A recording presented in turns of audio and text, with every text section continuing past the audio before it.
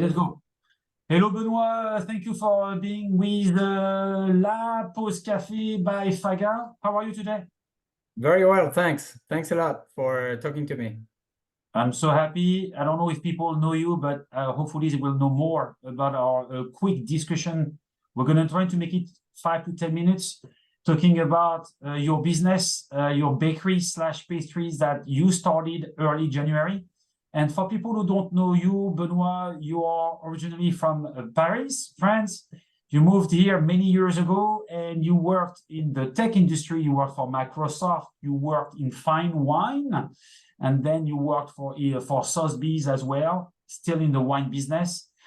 So you have a very interesting background and you jumped into the world of gastronomy and more especially bakery slash pastries not too long ago. And you are really hammering it hard, if I can say so. I was just looking online. Yelp, you have 4.6 ratings. You have you're on Instagram, but people seem to love you everywhere you are on social media. Can you tell us about Maison Benoit that is in Danville on the East Bay, and a little bit more on how you came to jump into this bakery and to be so successful quickly, please? Yes, I'd love to. First of all, the inspiration came really from a couple of friends who've done this very successfully, opening bakeries and making this kind of career turn. So two friends in particular who inspired me to really get on this path. And one who I worked with when I was at Microsoft, for example, and who started a bakery near Seattle, Pause-Café. And his bakery is a big, big success. And so when I decided to start my own business and take on this adventure on my own, I basically went to visit him and try to understand how the business worked. And I saw that with a couple ingredients, these can be a really big success. So the key ingredients that really I inherited from my friend are, one, the most important one is quality. People are very, very sensitive to quality here in the US. You could potentially assume that because we don't have a big density and competition in terms of pastries or bakeries, the bar is a little bit lower, but I really don't think that's the case. I think the American population, particularly in areas where people are affluent, where people have traveled and are familiar with European culture, they're very, very sensitive to quality. So that's, the first key success factor for me is really trying to keep the bar really high from a quality standpoint. The second one I would say is having a place that is where the production is is very visible.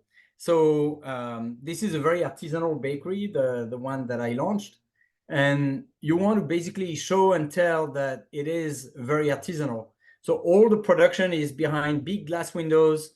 You can see the baker working all day, rolling the croissant, sort of kneading the dough for the bread. Same thing on the pastry side, that also is behind big windows. So there's a bit of a show dimension to to the place as well. And I would say the third thing is having a place where people can have a good time when they come on a regular basis.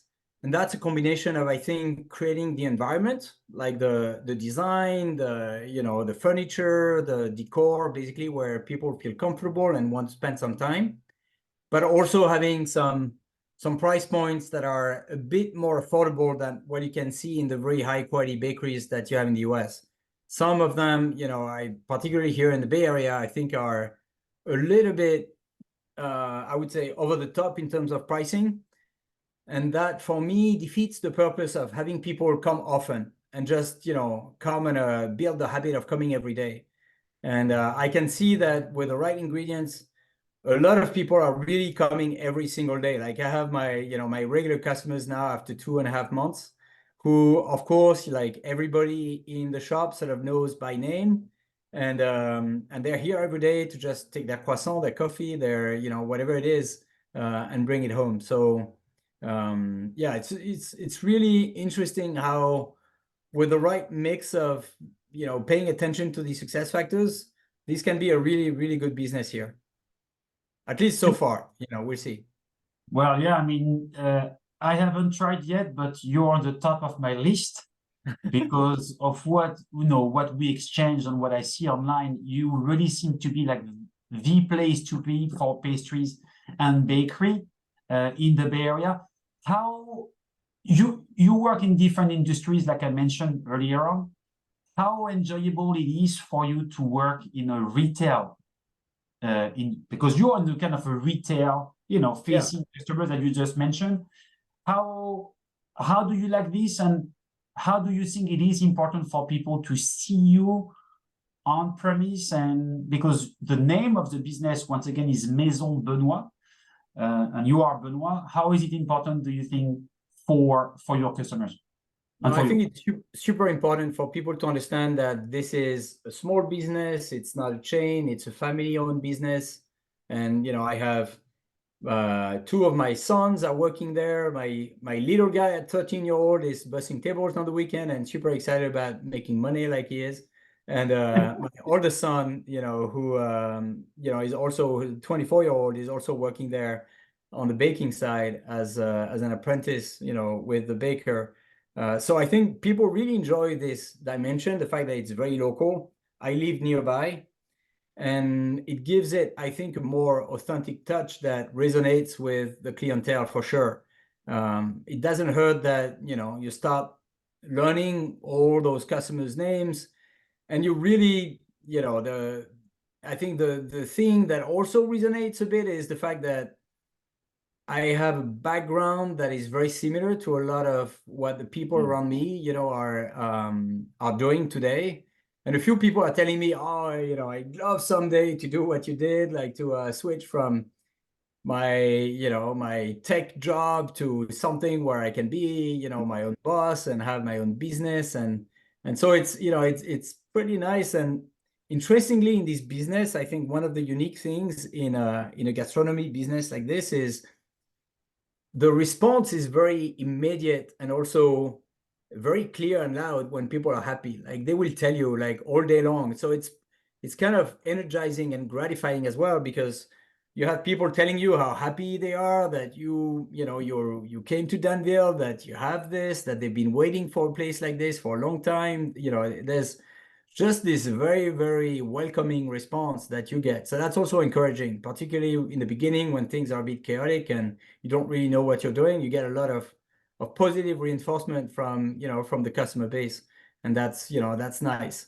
So obviously it's a big change for me going from a very global business, whether it was back in my tech days or even my last job with Sotheby's, where I was the global head for wine and spirits. So my team was dispersed through Europe, the US, and Hong Kong. Here it's extremely local. All my customers are coming from maybe 5-10 miles around. Some people obviously come from a little bit further, but it's more the exception than the rule.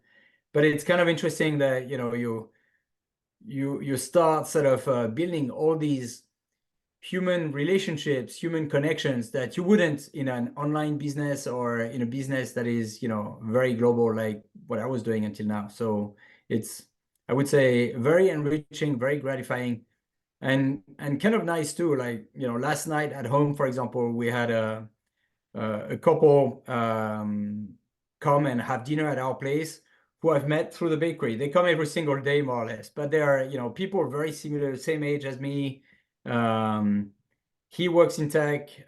She, their kids are around the same age, and yeah, they're they're really people we have a lot in common with. So it's it's nice to build all these sort of one-to-one relationships. Not everybody is going to be a friend, obviously, but you definitely can start making friends, out of the business as well, which is nice.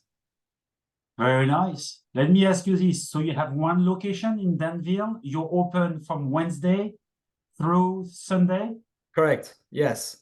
I'm What waiting time to for what time? from 7 a.m. to 3 p.m. So the idea is within a month to open 7 days a week. That's the goal. I have a couple more chefs that are coming in the next few weeks. One lands tomorrow and the other one in a couple of weeks. And so I'll be able to be open 7 days a week.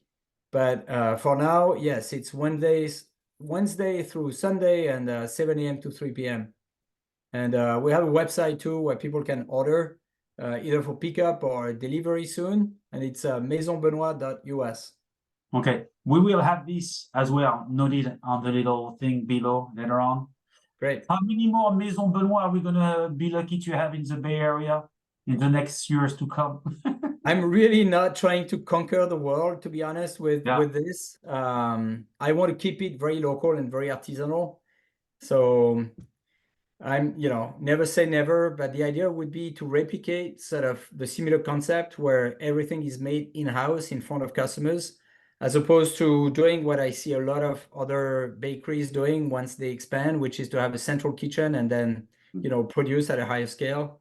It's tempting. It probably makes sense economically, but I think the quality, starts declining a little bit when you do that. So my idea is maybe, particularly in East Bay, where I don't have a lot of competition right now, maybe, have 3, 4 of these and, stop there and keep it sort of very local and very sort of human size, and make it also so that I can be present enough in the different locations on a regular basis, and people can meet with me, and I can build these relationships like I am right now.